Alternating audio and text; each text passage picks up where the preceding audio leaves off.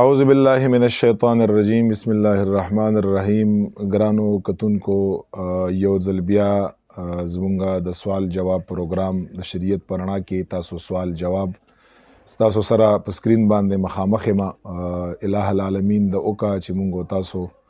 ټول دنیا او د آخرت کامیابی کامرانی زمونږ تاسو نصیب شي. امید دی د الله تعالی نه چې تاسو به په صحت او په عافیت باندې چند سوالات بیا راغلي ستاسو کتونکو طرف نه او د هغې جوابات انشاءالله تعالی تاسو له درکومه. خدای پاک جل جلاله دا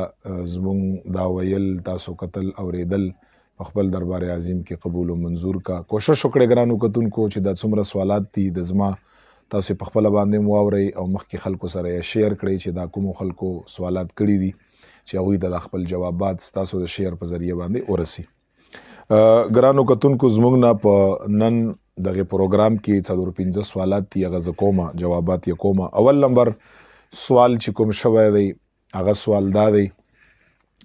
دا صاحب چې دی دا سوال کوي، وی چې زما سوال مې دا دی وی چې زما والد صاحب هغه به کاروبار کاو، مخکې د کوریا نه به کاروبار کاو او په هغه ټایم کې ډالر ډیر ارزانو، ډیر په کم روپو باندې ما ملاوېده او بیا د هغې نه پس چې کوم دی دا کاروبار روانو نو هغه تاوان وکړه. نو تاوان یې وکړه چې کله تاوان وکړه نو په هغه ټایم کې چې دی نو ډالر ډیر های ریټ باندې ډالر رسېدلی یو. چې کوم ټایم کې کاروبار که ډالر ډیر ارزانو بیا چې تاوان وشو نو هغې نه بعد ډالر دا د ډیرو روپو شو، لکه اوس وخت کې په 300 کې لګ بګ ډالر دی نو هغې نه ډېرې زیاتې روپۍ جوړېږي. بیا په دې دوران کې وي چې زما والد صاحب وفات شو. نو سوال یې دا دی چې آیا زما باندې د دغه والد صاحب د طرف نه په ما باندې د والد صاحب قرض ادا کول دا لازم دي که نه دي، او بل هغه کومو کسانو چې زما والد صاحب ته قرض دی هغوی ما نه د والد صاحب د قرض مطالبه کولی شي که نه شي کولی. د دې شریعت په رڼا کې وي چې زما له دې سوال جواب راکړئ. نو دا رور چې زمونږ هر څوک دی زما د آواز به انشاءالله تعالی دا جواب به ورته ورسي، ما د آواز به واوري، ستاسو شیر په ذریعه باندې هغه جواب دا دی. دا یاد لرئ د والد صاحب چې کوم قرض دی په شریعت کې هغه به بچي ادا کوي که نه به ادا کوي. نو دا شریعت کې دا مسله ده چې کله والد صاحب وفات شي او د هغه کوم مال پرېښودی څه مال جایداد یې هغې ته ویل کېږي مال متروکه. نو په هغې مال متروکه کې به ټولو نه اول د هغه کفن دفن کږي به کفن دفن به کږي. چې کله کفن دفن وشي د هغې نه بعد کوم مال پاتې شي نو د هغې نه بعد چې په ده باندې کوم دیون دي، دیون یعنی قرضونه یي، نو د مال نه به هغه قرضونه پوره کږي به. نو ټول اول خو چې دا کوم صاحب والد صاحب دی وفات دی که هغه څه خپل مال حال جایداد یې پرېښودی نو کفن دفن به د هغه شوی. د هغې نه بعد دویم نمبر حق چې کوم دی هغه دا دی چې د مال نه ده د په ذمه باندې چې کوم قرضونه دي دیون دي د خلکو هغه د بالکل ادا کړی شي، د مال نه ده ادا کړی شي. که دا مال پکې ټول ختم شوم بس ټیک ده، که قرضونه پوره شو که څه پاتې شو، خو چې څومره یي او که داسې یو چې مال یې ډېرو قرضونه هم تر ادا شو د هغې نه پس هم څه مال پاتې شو. خو دویم نمبر چې کوم حق دی هغه دا دی چې د په مال کې چې په ده باندې څومره قرضونه یي او د څه مال پرېښودی پکار ده چې هغه قرضونه تر ادا شي. خو که اوس داسې چې والد صاحب یې وفات دی هغه څه مال حال نه دی پرېښودی، څه پیسې یې نه دي پرېښودي او دلته دا بچی سوال کوي چې آیا اوس خلک ما نه پیسې غواړي، غوښتی یې شي که نه، یا ما باندې لازم دي که نه چې زه هغې طرف نه